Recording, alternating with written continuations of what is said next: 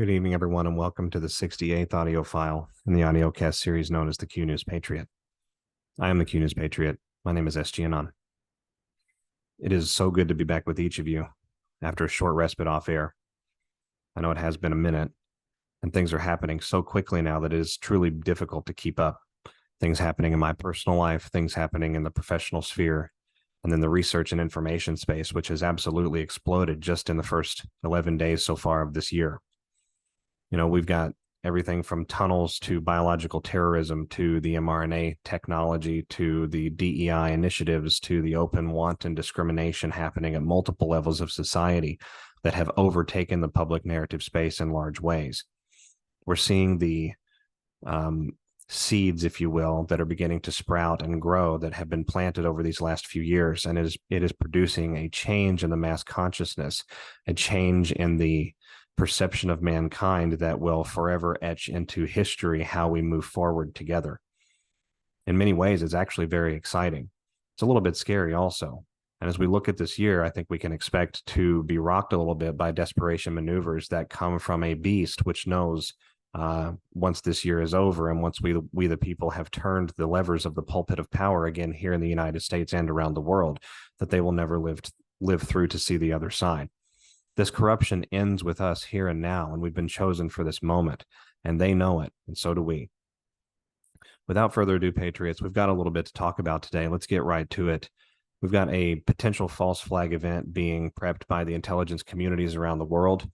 These communities would be the same communities that were heavily involved in U.S. election fraud in 2016 and 2020, which we'll talk about in just a moment, and likely in the off-season elections as well, the off-year elections, where we have a setup for the U.S. dollar to take a number of sucker punches, if you will, a number of mortal blows, which will actually cripple the SWIFT system and which will remove the ability of the dollar to be a worldwide influence of certainly power and control, but as well as the ability of the dollar to hold up and prop up and shield the true values of commodity markets, foreign exchange markets, different logistical arenas and areas of manufacturing, et cetera. It's going to be a very, very exciting time, but it is going to be, I think, touch and go and delicate, and in a process that is not necessarily an easy process, right? But one that is necessary. We've got a mass exposure already underway of the Clinton crime family. The issue of child trafficking, the issue of human trafficking and human networks of traffickers and smugglers and things of that nature, certainly popping into the fore and into the consciousness. And it is not an accident, right, that we're seeing this explosion of tunnels and the awareness of tunnels in the organized community space, right? It's not a coincidence that particular atom bomb has been let off in the narrative space at the same time, around about the same time that we have a treasure trove of documents released from a very organized Jeffrey Epstein worldwide blackmail and child abuse organization, right? A network that existed really solely for the subjugation of bureaucrats and influential academicians and influential names and faces across key areas of society. And so all of this will produce a very desperate response, I believe, from the deep state remnant that remains, right? This is truly an existential crisis. This is a fight for survival. And when this process is over, there will be a victor and there will be a loser.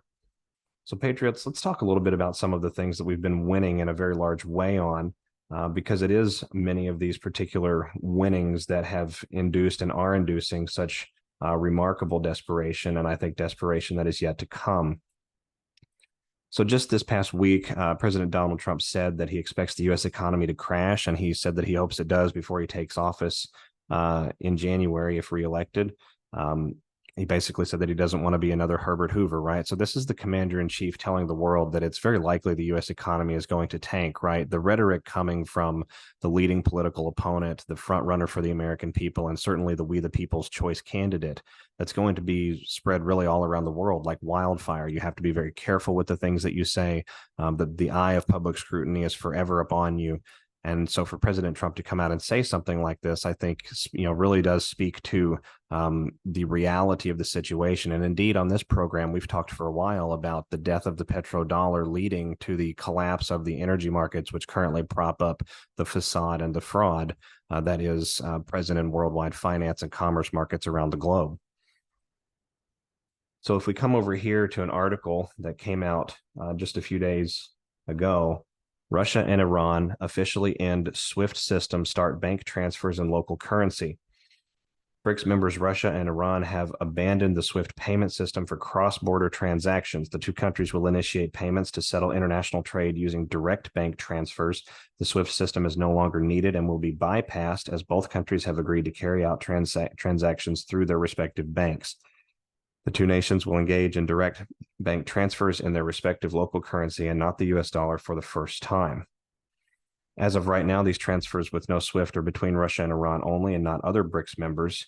And then here we have a hyperlink where we can go and look at the different sectors in the US that are affected if BRICS ditches the dollar. So we know that the process of de-dollarization is well underway. In addition to the actions taken through the Russian and Iranian economies, and that's going to be an important component in the escalation of conflict to come. But we also have, as of 1 January 2024, the Iraqi government banning all cash withdrawals and transactions in US dollars.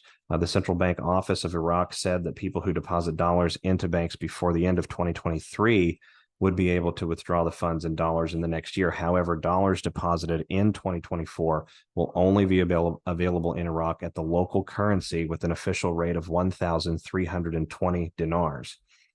With more than 100 billion in reserves that are held by gold banks, Baghdad heavily relies on the goodwill of U.S. officials to ensure the economy doesn't collapse, at least at this time.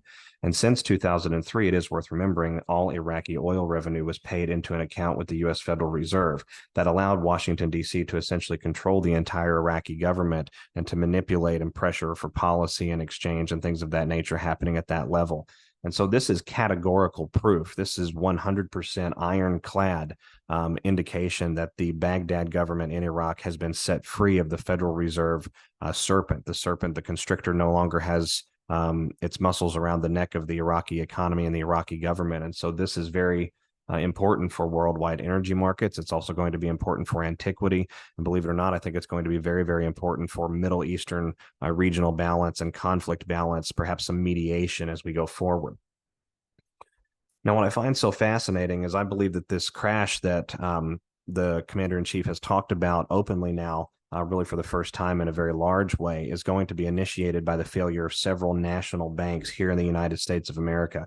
And I believe one of those banks, again, I'm not a financial advisor, and this is completely my opinion, but one of those banks is Bank of America. Bank of America is heavily involved in the manipulation of silver at the commodities market level. Silver is a precious metal that has been known for generations to be heavily involved with currency, to be heavily involved with medicine. It goes right alongside gold, which is another market that has been, or another arena, that has been heavily influenced by Bank of America and other institutions like it, but Bank of America at the forefront. So this is the perfect institution, I think, if we were looking at sending a message that the control over the U.S. economy, the control over the economy of the United States of America has fallen from the deep state entities that created these national banks, the Bank of America, right? Their America, not our America, but their America would be a wonderful symbolic collapse. And wouldn't you know it, if we go back to an article that came out on December the 18th, man charged with DUI after crashing into motorcade vehicle at Biden campaign headquarters, this taken from CNN. Anons, if we come over here, and I've actually maximized the photo that was taken and put into the article as the forefront, sort of at the header at the top. So right here, I'm sharing the screen with you now. We have the crash vehicle right here. So a crash, right? A crash involving Biden, right? A crash involving Biden and Bank of America right here up in the corner. So what I find so incredible about this potential message coming out of the mainstream media, and we know that the mainstream media is often used to send greater messages, right? Messages that are intended for other actors, not we the people, and not really not really your average elected or bureaucratic leader either, but specific individuals around the rest of the world to advise of concerns that are going on or to send updates or hidden communiques, right? We know that this occurs through the mainstream media vector, and to send something like that and to show something like that in that particular article, and being this being one of the most captured outlets in the world, right there alongside the New York Times, right alongside the Washington Post, I think that we're being given a very clear message about what is potentially concern. And of course, Bank of America being an extremely large organization, it also absorbed, I believe in 2008, Merrill Lynch. And Merrill Lynch was actually the financial overseer of the hush money that was paid by Barack Obama to both Iran, I believe it was in 2014, could have been 15, and then to the Italian government, Matteo Renzi, $400 million cash stored into a Merrill Lynch account that was traced back to Switzerland. And so Bank of America going under would mean that one of the other large organizations would have to attempt to absorb it. And I don't know as it's really possible that the absorption of that much default at the same time would actually be feasible. And so I'm looking at this as a potential cascade of events that opens the Pandora's box of things like organized NATO-based election fraud within the bloc, right? The weaponization of intelligence communities against one another, paid for by organizations and administrations like the Hussein Obama administration, like the Renzi administration, and others, involving a number of different nations that were actually instrumental in the process of destroying the integrity of the 2016, 18, 20, and 2022 elections here in the United States. And what I mean by that is this: if we come back over here, we know that Iran was heavily involved with the Hussein Obama administration, the Iranian deep state, of course, being very interested in being masters of the Middle East. And that's something that has always been sort of on their radar. But I think that what is so incredible about the overlap here with what occurred at the level, at the financial level, the arena of financial crime, and how that informs the space of election fraud and the discussion of the cyber actors that have weaponized themselves against our government, against our system here, our infrastructure, and have essentially committed acts of war against us. It's very, very fascinating, and it highlights out a number of these different actors. So if we come over to the U.S. Department of the Treasury, this article, actually October of 2020, Treasury sanctions Iranian entities for attempted election interference. Today, the Department of the Treasury's Office of Foreign Assets Control designated 5 Iranian entities for attempting to influence elections in the United States. The Iranian regime targeted the U.S. electoral process with brazen attempts to sow discord among the voting populace by spreading disinformation online and executing influence operations aimed at misleading U.S. voters. The Treasury designated the Islamic Revolutionary Guard Corps, the IRGC Quds Force, and the Bayan Rasan Gashtar Institute, pursuant to Executive Order 13848, for having directly or indirectly engaged in, sponsored, concealed, or otherwise been complicit in foreign interference in the 2020 U.S. presidential election. The Iranian Islamic Radio and Television Union and International Union of Virtual Media were designated also pursuant to EO 13848 for being owned or controlled by the Iraqi Revolutionary Guard Quds Force. The IRGC, including the Quds Force, has been designated under multiple authorities since 2007. For perspective, Patriots and Anons, the Quds Force is essentially the Iranian CIA, and the Iranian Revolutionary Guard being a component really of the Iranian, essentially what amounts to the DoD, their military, right? So what you've got here is you have an intelligence community within the borders of Iran during the Trump administration being identified as an actor attempting to violate the electoral integrity here in the United States. And so they were sanctioned under 13848. But we know that 13848 went into a much more expanded nationwide application in conjunction with Trump's other executive orders post January of 2021. And so those operations are very likely to have expanded. If we come over here to another article, this actually from November of last year, Treasury targets large Iranian military financial facilitation networks.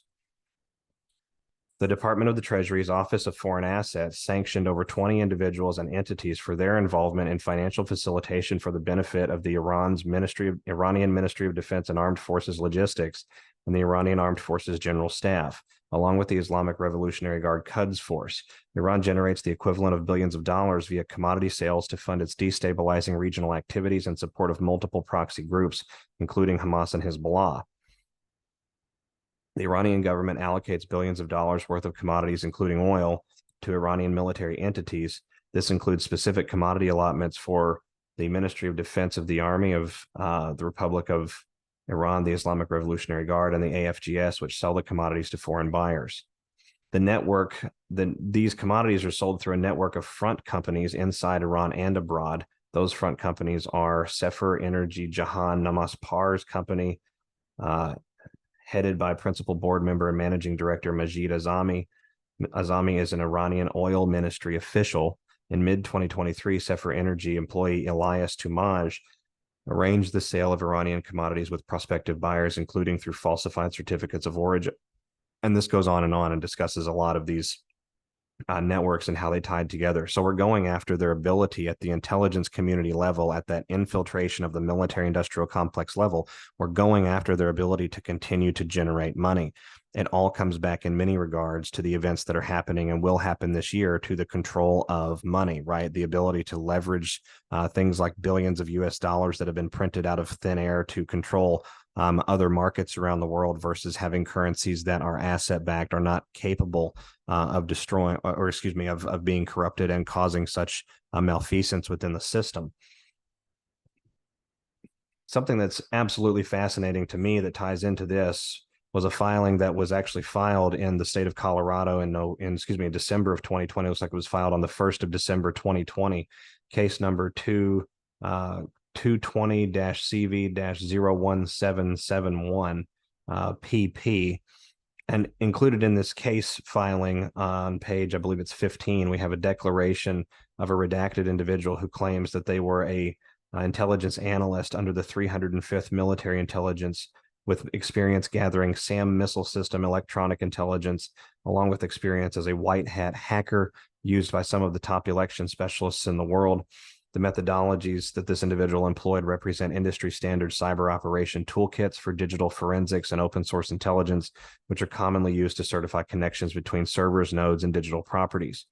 This individual goes on to state that they're a U.S. citizen, and then says, whereas the Dominion and Edison research systems exist in the Internet of Things, and whereas this makes the network connections between the Dominion, Edison research, and related network nodes available for scanning, and whereas their primary job is to report the tabulation of the count of the ballot information as received from the software, and whereas Spiderfoot and Robtex are industry standard digital forensic tools for evaluation, network security infrastructure, these tools were used to conduct public security scans of the aforementioned Dominion and Edison research voting systems. A public network scan of DominionVoting.com on 2020 on November the 8th revealed the following interrelationships and 13 unencrypted passwords for Dominion employees, 75 other hash passwords available in Tor nodes. Coming down here, where's it at? I want to find this for you so I can go through this with each of you just for a moment.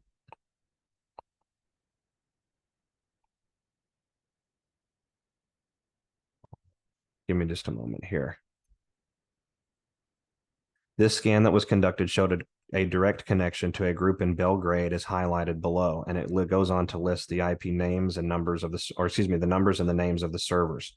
A cursory search of LinkedIn for Dominion Voting on November the 19th of 2020 confirms that numerous employees do in fact reside in Serbia. An additional search of Edison Research on the 8th of November 2020 showed that they have an Iranian server. Inputting the Iranian IP, this is important, Anons, the Iranian IP into Robtex confirms direct connection into Edison Research host from the perspective of the Iranian domain. This means that it is not possible the connection was one-directional. A deeper search of the ownership of Edison Research shows a connection to a group called BMA Capital Management, where shareoffear.com and bmacapital.com are both connected to Edison Research via a virtual private server. Dominion Voting is also DominionVotingSystems.com, of which there are many more examples, including access of the network from China. Now, China and Iran are going to be important as we discuss here in a couple of minutes, Patriots, so stick with it. The records of China accessing the server are reliable and are pictured below. If anyone wants to go and look this up for yourself, the case number again is 220-CV-01771-PP, filed December the 1st of 2020 in the state of Colorado. BMA Capital Management is known as a company that provides Iran access to capital markets with direct links publicly discoverable on LinkedIn.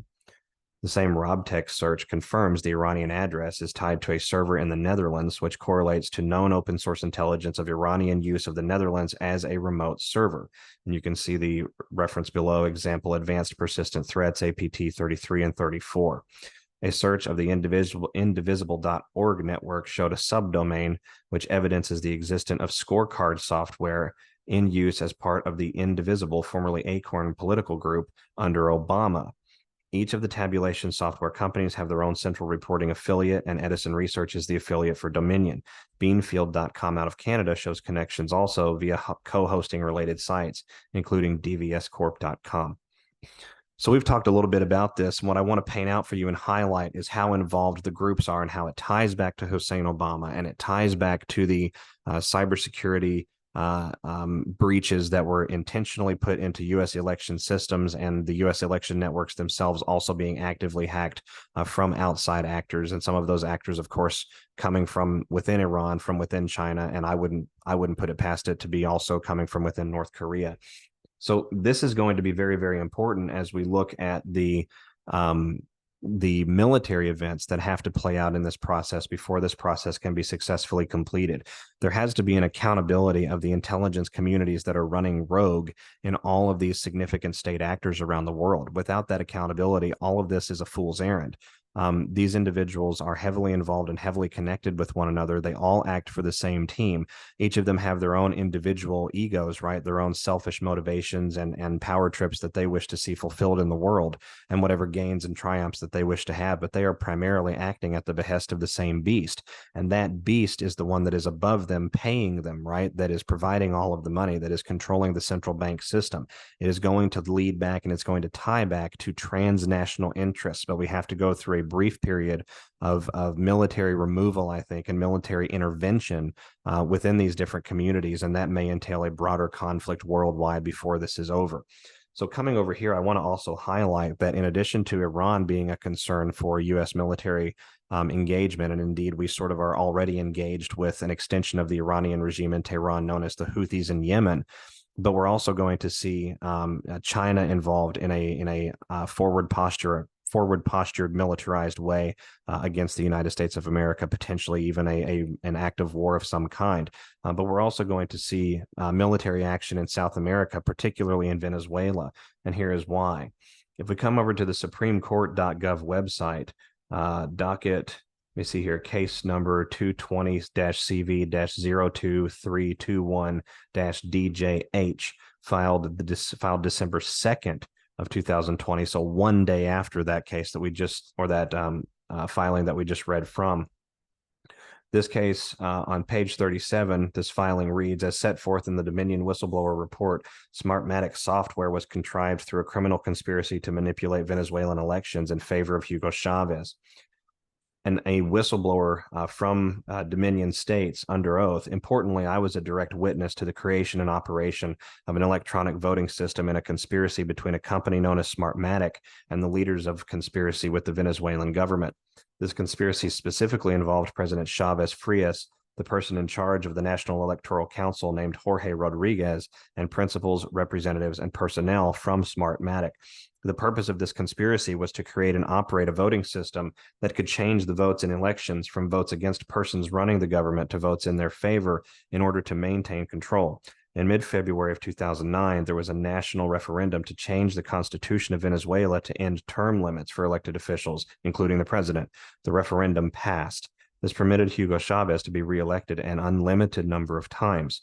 Smartmatic's electoral technology was called Sistema de Gestión Electoral, or the Election Management System.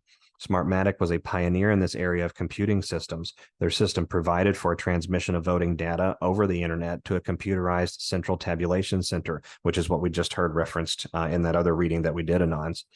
The voting machines themselves had a digital display, fingerprint recognition feature, and printed out the voter's ballot.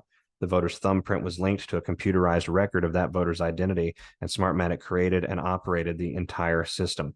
The whistleblower explains Chavez was most insistent that the Smartmatic designed the system in a way that it could change the vote of each voter without being detected. He wanted the software itself to function in such a manner that if the voter were to place their thumbprint or fingerprint on a scanner, then the thumbprint would be tied to a record of the name and identity as having voted, but that voter would not be tracked to the changed vote.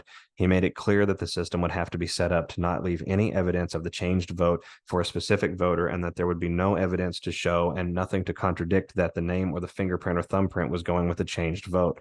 Smartmatic agreed to create such a system and produce the software and hardware that accomplished this result for then President Chavez. So this Venezuelan entity, right, this Venezuelan involvement heavily engaged in the Dominion conspiracy worldwide, and that is certainly true here in the United States of America as well. And so this provides the basis for a much more expanded theater of operations under EO 13848. But again, what is the objective? The objective is to drag out and force the corruption, all of the corruption, from deep within the shadow machinations of governments everywhere in the world out into the forefront so that their individual populations can appreciate the gravity, the extent, the largeness of what has occurred, and so that we, the people worldwide, can come to a moment of intervention altogether where a unified form of accountability is sort of moved in. So, excuse me. Having said all of that, we're going to talk really quickly about this idea of a potential false flag event against a U.S. Navy vessel, which has been brought up a number of different times now in the online space. Give me just a moment, however. All right, there we go. My apologies about that. I had a sudden development of dry throat. So this idea of expansion of military conflict around the world and potentially setting up or attempting to launch off a World War III style scenario, I think is very interesting. I'm not necessarily corroborating these particular claims. I am saying that the research space out there suggests that something along the lines of a Pearl Harbor style event or a 9/11 style event, in order to attempt to weaponize the American consciousness back into a wartime footing and to shove everybody back into their MK Ultra predetermined consciousness molds, right, which is primarily centered around preservation of safety, security, and self. I would not put it past these entities as they seek to prevent exposure for the crimes and the involvements that we just listed a moment ago. So in this, we come over here, if we come to Newsweek, this going back actually to December 20th, 2023, we've seen a tremendous preparation, right, of this idea of attacks on U.S. Military structures and assets. We've seen the narrative space discussing now almost continually beating the drum of the attacks going on in the Red Sea. We've seen discussion of the deployment of different groups around the world, really, to the Pacific theater, to the African theater, to the Mediterranean and Red Sea theater, to the Gulf of Aqaba, et cetera, et cetera. And so I find this article that released on December the 20th of 2023 from Newsweek very fascinating. Houthi rebel missiles in the Red Sea have a link to China. China may have played an unwitting role in the proliferation of ballistic missile technology that is wound up in the hands of Houthi rebels who are attacking container ships in the Middle East. A Chinese military blogger using the handle Korolev, who has more than 6 million followers, stirred up the intense debate this week after hinting at the Houthi movement's use of or possible use of Chinese missile technology. The Houthis based in Yemen have launched anti-ship ballistic missiles toward crowded international shipping lanes. The group described the move as a response to Israel's ongoing military offensive against Hamas. In a post on Sunday, blogger Korolev pointed to the Chinese origin of the anti-ship weapon used by the Houthis. If we come down here just a little bit further, earlier this week, Chinese military blogger Zhang Bin, in a commentary on TikTok's Chinese cousin Douyin, remarked that the Houthis had beaten the People's Liberation Army to becoming the first to strike a ship using Chinese missile technology. So I find it absolutely fascinating that we have a link all of the way over here in the Red Sea area, right, in the Middle East theater, linking back to really ultimately Beijing. These weapons very likely came from Tehran, and again, we've described the internal machinations of the relationship between these intelligence communities. Right, they're essentially the same beasts. They're certainly playing for the same piece of the pie in their own corner of the world. And so involvement with Chinese weapons against U.S. naval assets is being pushed in the narrative space, I think, very interestingly. And again, we've talked a number of times on this program about the very real possibility that we will have a Red Dawn rising kind of moment here in the United States of America, because President Xi went through the trouble last summer to state that the future and destiny of all of mankind would depend on whether or not the people of the United States and China could learn to live together properly. That sort of implies that a major test of that relationship, potentially even a pitting against one another outside of the we the people will that would otherwise be present in those situations, could be coming and could be part of that test. How much of this has to play out and how much of this has to be honestly kinetic and in a real world sense, I'm not really qualified to say, but I can say that there are different changes of power that have to occur. There are expanded emergency orders that need to be fleshed out all of the way to the conclusion of those emergencies, right? And this is essentially, I think, one of the only ways that we can do so and avoid the entire planet falling into chaos as civil war spreads out in response to a worldwide power grab by the WEF, the UN, the WHO, et cetera, which we've talked about a number of times, are sort of locked into this idea of climate and biological terrorism, and they're likely going to be very thematic presentations here in 2024. And an instigation of World War III would also be right along in that playbook, right? But the other thing that World War III, or a type of World War III style event, would do or could do is completely desecrate and destroy the U.S. financial markets, right? The petrodollar, the SWIFT system all around the world. So this is a two-edged sword that we're walking, and I think that we have to be very deliberate and careful about how we move from here to there. Coming over here to an article from the nationalinterest.org, the Chinese are engaged in one of the world's most ambitious shipbuilding sprees. As of right now, the Chinese have surpassed the U.S. in terms of ship quantity, and they may boast the world's largest navy. Most notably and recently, the Chinese put to sea its first supercarrier, the Fujian. America has 11 supercarriers, which is far more than any other nation on Earth. Now, what's interesting is we go further along in this article, it discusses the DF-26 missile. The DF-26, also known as the Guam Express, is an intermediate range ballistic missile deployed by the People's Liberation Army with a range exceeding 3,100 miles. It can carry both nuclear and conventional warheads and is capable of targeting ground or naval targets.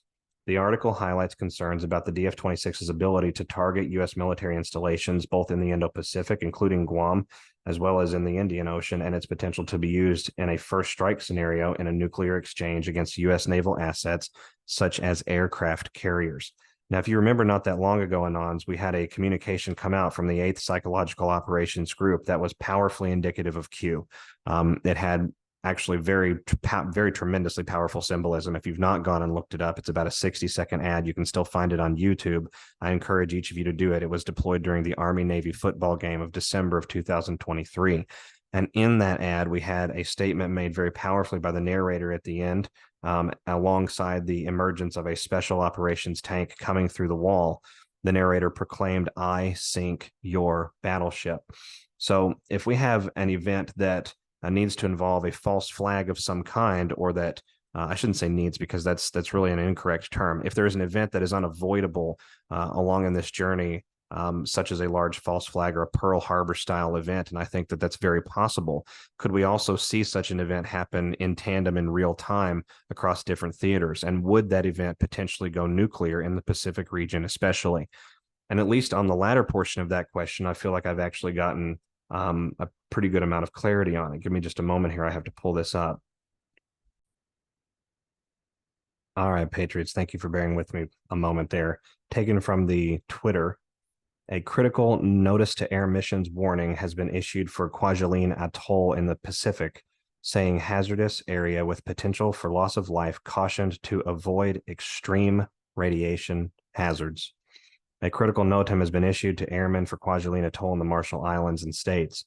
Attention to all aircraft operating in the vicinity of Kwajalein Atoll. For your safety, overflight of the island north of the runway is prohibited due to hazardous conditions that pose a potential risk to life. All arrivals and departures must follow south traffic only to avoid extreme radiation hazards. Please contact base operations on 126.2 within 50 nautical miles of the atoll. Ensure you contact base ops prior to departure to deconflict with radiation hazards. The exact reason is currently unknown at this time. So what is incredible about this is we could very well have the setup for a potential Pearl Harbor style false flag event involving a nuclear device. I certainly hope that I'm wrong about that. But again, the narrative prep discussing the relationship between America and China, the infiltration over America's porous southern border, and certainly the implications that come from the involvement of the CCP espionage network that really emanates control from Beijing, Shanghai, other locuses of control around the world, and has infiltrated a number of different nations. These are individuals and groups that are not easily brought out, and they must be brought out in an extraordinary way. One of the reasons I think that we're going to see extraordinary events, be it the scenario that I just described a moment ago or not, is because we're actually winning this battle in the significant ways, right? The ways that really matter. We're moving the needle forward in the consciousness space without question. We're moving the needle forward in the recapturing of territory that is ancestrally supposed to be belonging to different groups of we the people, right? And have been partitioned off a number of different times in recent memory. We're moving the exposure of biological terrorism into the public space in a massive way now. There's critical pressure from very, very large journalistic names with extreme followings extremely large followings like Tucker Carlson and others, discussing things like mRNA, the hacking of not hacking, but the hack job, if we will, management and sort of the haphazard running of things like the commerce and finance markets around the world, and the obvious and wanton warfare on display regarding free speech and good citizen journalism everywhere. So these topics that have been conspiracy-based in nature for a long time, and I say that with air quotes, are now coming out into the public fore in a massive way. So that needle is moving forward in a tremendous way. The exposure of the Clinton crime family is coming. And indeed, if we come over here to President Trump's TruthSocial, he told us that this was coming on January the 1st. On January 1, 2024, excuse me, at 11:09 a.m. Eastern Standard Time, which is a mirror of 9/11. Happy New Year. It will be a historic one. Make America great again. Now, if we search the timestamp, it pulls up a couple of different drops, not many, 4 or 5 drops out of about 5,000. And one of the drops is drop 3153 with a timestamp of 11:09 from March of 2019. The timestamp, or excuse me, the drop includes a photo of Rachel Chandler alongside Paris Hilton taken from Instagram. Rachel Chandler is also the same person that had the Epstein Island security footage on her Instagram page, right? The footage that circulated in the Anon and Patriot and Awakening community for a while, showcasing the different avenues of blackmail. Clearly, a lot of children in one of the rooms, right, and even cameras into a bathroom. Rachel Chandler is heavily involved with World Elite, heavily involved with Prince Andrew, involved with Eminem, involved with the Clinton Foundation, certainly. And of course, when we come over, excuse me, to drop 3134, which happened the same day, just at a later timestamp, Anons, it reads, how many girls were waiting for their return to the boat? Who owned the boat? What does a handler procure? Is the handler one of many connected to Epstein? When we're talking about a boat, it's an image of Bill Clinton in the water with a number of different individuals, clearly off the coast of an island. Flight logs reveal many hidden artifacts, and then Q puts RC in brackets, and then Q actually reshares this drop and adds context to it and says, who is Rachel Chandler? So Rachel Chandler is going to be important, I think, in this process before it's all over, and her connections specifically to the Clinton Foundation and the operations of procurement, right? Organized pedophilia, organized trafficking, and the procurement of the same. What I also found fascinating was that if we took the word historic out of this particular truth, not that I'm claiming this was a significant com by any means, because I'm not, but when I put that word into the Q drops, I got a couple of different drops, and one of them stood out to me as being along the same theme. 3173 taken from March 23rd, 2019, 3 days after the drops that we were just talking about. All of us have been antsy for the hammer to drop, Q, but we will remember this time before we knew the next big scene. This is historic. So there's historic. And Q responds, the calm before the storm, ? What happens when a blockade threat is dismantled and removed? You'll find out. Children used as shields, manufactured crimes of perjury, fire at will, Commander. And so the exposure of the Clinton crime family, the organized child trafficking, Trump clearly told us on January the 1st that was coming. 2 days later, on January the 3rd, an article from the BBC, Jeffrey Epstein, Prince Andrew, and Bill Clinton named in court files. And of course, we've seen the treasure trove avalanche, the veritable wellspring that has come from that particular exposure just in the last couple of weeks. And it's only going to get bigger, and it's only going to get more impactful. And in this process, I think you're going to see an escalation of events at the international stage to sort of coincide with the paralysis that is occurring within the U.S. Consciousness, right? The U.S. space. We're witnessing the machinations of government having a difficult time sort of maintaining their civility. They're beginning to come apart at the seams. They're calling one another names. They're beginning to realize that the pressure is truly on, that the intelligence community masters that many of them serve are themselves truly desperate. And so, as the old saying goes, certain items run downhill. So, and one of the reasons I think that we're going to see this coinciding with a lot of these releases here in the United States and this destabilization of the U.S. economy is because we have to move forward in a way that really disempowers and neuters NATO and NATO's ability to respond on the battlefield in key sectors around the world. For example, the World War III scenario that we could describe here in the European theater, I believe, is coming, but I believe that scenario is going to actually permanently destroy the NATO bloc and could even collapse and reshape European energy markets. On December the 14th, 2023, Vladimir Putin said that there will only be peace in Ukraine when we achieve our aims. And he appeared on television for the year-end press conference. He called for the denazification of Ukraine, its demilitarization, and its neutral status. And he took a hardline stance that demanded Ukraine's unconditional surrender. What I find fascinating about this is implied within that statement is that Putin is willing to accept an unconditional surrender. In other words, he's willing to stop if a surrender and a white flag is waved. But I do not believe that we will see such a surrender activated, at least in the short term. I think that we're actually going to see an escalation of conflict in Europe in response to that. And the reason I think that is because we have the actions and the behavior of the NATO nations, many of which are operated by captured entities, much like the United States Manchurian Organization and administration is operating in the United States now. So one of these articles that came out, which leads me to think in this direction, not very long ago, taken from The Independent, Sweden must brace for war, claims top official, and push for greater defense spending. Come down here, 2 top Swedish officials have warned the country should brace for war as it prepares for the first stages of joining NATO.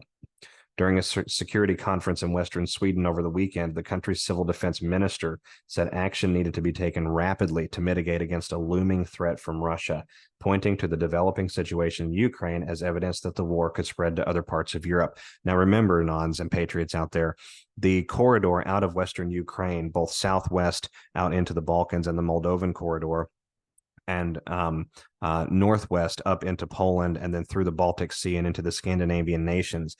These are, and the Baltic states, these are routes of passage and transit for all sorts of nefariousness, including pathogens, research, hardcore military equipment, personnel, reserve, backstock for the intelligence communities out there in the rest of the world. And so these nations have a vested interest in protecting and shielding their involvement and thus their exposure, protecting from the exposure of their involvement. That's what I'm trying to say. I apologize.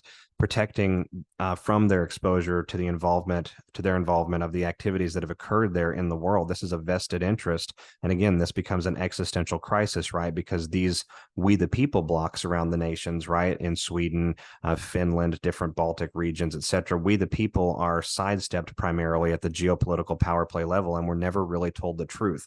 That's what this Great Awakening really is all about. It's what it's always been about. We have to get a grip on what the actual situation at the nation state level, what sorts of activities throughout various nefarious criminal infrastructures are actually being committed, so that we can then iron out an appropriate punishment plan and an appropriate response plan for cleanup and healing on the other side of that. Taken from another article, Sweden breaks neutrality stance after 200 years and commits ground troops to NATO operations on the Russian border. This alongside an article coming just a few months back, Finnish intelligence says Russia views Finland as a hostile nation. Finland's relationship with Russia has significantly deteriorated due to the country's membership in NATO and over Russia's invasion of Ukraine, and Moscow now views its Western neighbor as a hostile country, said the Finnish Security and Intelligence Service. So their version of the CIA has now come out and said that they are aware that Russia considers them hostile. In other words, Russia appreciates what is actually occurring here. And Russian President Vladimir Putin actually warned Finland of unspecified problems and ordered the establishment of a new military district in regions bordering the Nordic nation, this back in December. The comments made in an interview that was broadcast December 17th, 2023, come as tensions climb between the two neighbors as Russia's February full-scale invasion of Ukraine and Finland's subsequent decision to join NATO. In recent weeks, Finland closed its borders with Russia entirely. So, this is a preparation again for a number of different things. And why would this be a concern for Russia? Well, it would be a concern because as of December of last year, there was a new pact that went into effect beginning January of this year that gives the U.S. military access to 15 bases that are in Finland, right? That are right up against the Russian border, no different than the U.S. military and the U.S. biological terrorism complex operating in Ukraine right along the Russians' borders. So this, again, this is a security issue for Russia, but it's also a time in human history where the ability to move and shift things around territorially on the battlefield and right some potential wrongs that have been committed over the last 500-year period is also presenting itself because of the weakness of the U.S. petrodollar and because of the organized operations, special operations that have been happening all around the rest of the world, right? So this is an absolutely incredible time. And I think Poland is actually also going to be involved in this process before it's all over.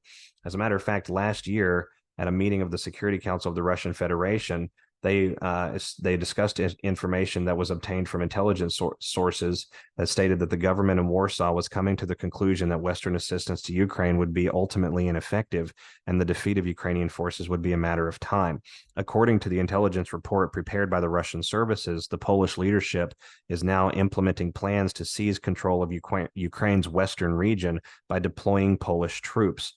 This allegedly would be carried out as part of a security initiative established by Poland, Lithuania, and Ukraine. And I find that fascinating because Vilnius in Lithuania is an ancestrally Russian city, and we can go back to the days of the czars to see that.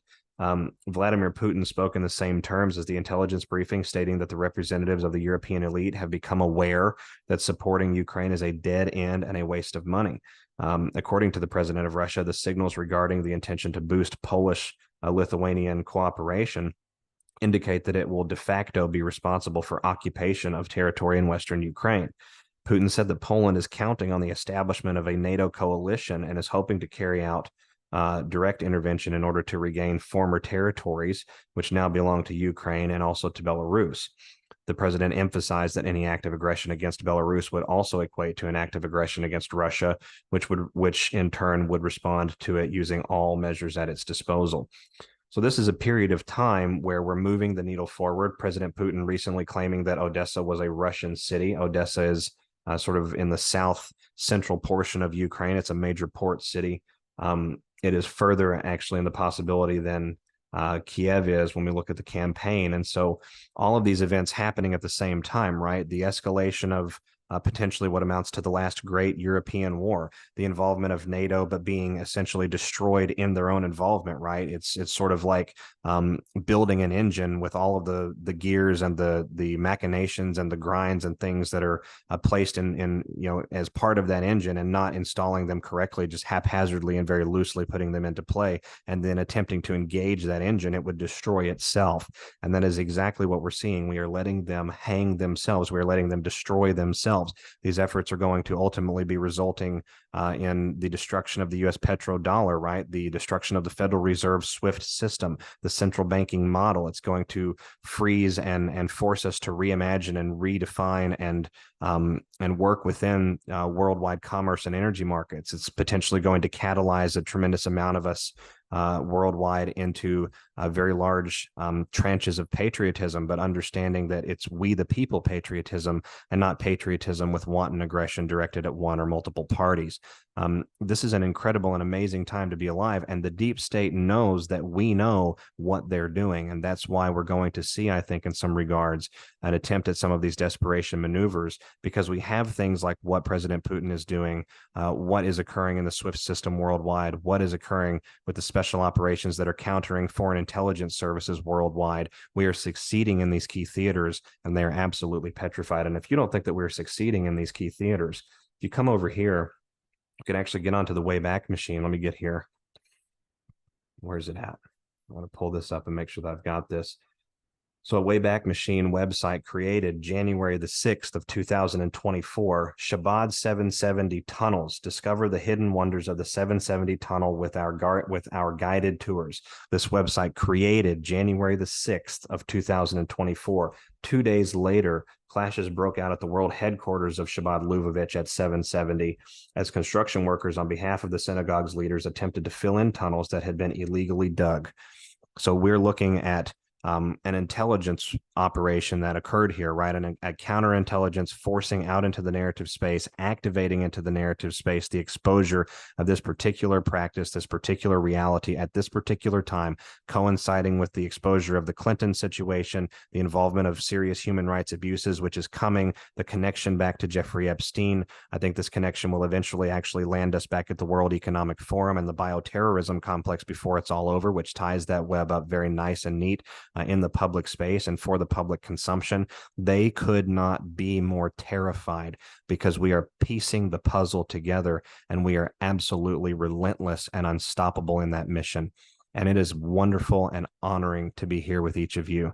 I am humbled and I appreciate your courage, your dedication to the cause, and your steadfastness. You're so amazing. And it's wonderful to be a part of this process with each of you, we the people around the world, as we take back the communities, the nations, the municipalities, and ultimately control of our militarized forces and our very advanced technological forces and capabilities moving forward into the future. What an incredible world we're going to build. Just hang on tight, everyone. It might be a little bit bumpy as we go in that direction. You know, as you consider what we've talked about, I hope that you will take a moment and feel the breath moving in and out of your nose and feel your lungs expanding in your chest, and just be appreciative that you are consciously aware, consciously present, and consciously able to look at this process, evaluate what is happening in the world, and decide for the first time with a clear and present understanding of the dynamics of both the narrative as it is presented and the narrative that it is not being presented, the true changes that are occurring in the earth. It is a humbling experience, and we are absolutely chosen for this moment. And I'm glad that I was chosen along with each of you. Stay safe, everyone. I'll be back with each of you again soon. This is SGAnon. Thanks. Bye-bye.